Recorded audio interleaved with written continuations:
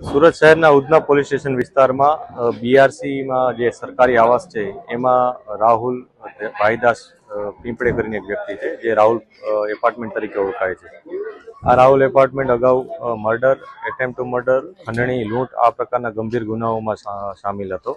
એ પોતાના કેટલાય મિત્રો સાથે મળીને આ પ્રકારની પ્રવૃત્તિ આચરતો હતો, જેને લઈને અગાઉ પણ તેના વિરુદ્ધ ગુજસીટોક જે ઓર્ગેનાઇઝ ક્રાઇમની આખી કાયદો છે ઓર્ગેનાઇઝ ક્રાઇમનો, એના હેઠળ એને રજીસ્ટર કરવામાં આવ્યો હતો. આ ઉપરાંત એના વિરુદ્ધ પાસાની પણ કાર્યવાહી કરી હતી.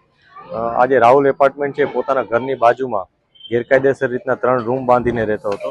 એ 3 રૂમમાં પોતાના મિત્રો સાથે બેસી રહેતો, લોકોને પરેશાન કરતો અને જે જગ્યા છે એ પણ સરકારી જગ્યા છે એના ઉપર એને દબાણ કરી દીધું હતું.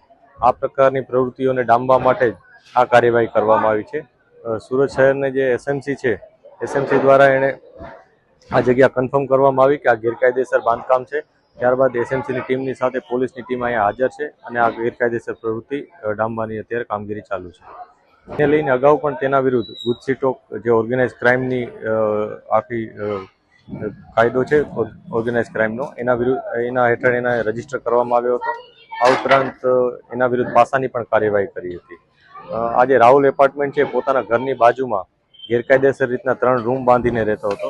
એ 3 રૂમમાં પોતાના મિત્રો સાથે બેસી રહેતો, લોકોને પરેશાન કરતો અને જે જગ્યા છે એ પણ સરકારી જગ્યા છે એના ઉપર એને દબાણ કરી દીધું હતું. આ પ્રકારની પ્રવૃત્તિઓને ડામવા માટે જ આ કાર્યવાહી કરવામાં આવી છે.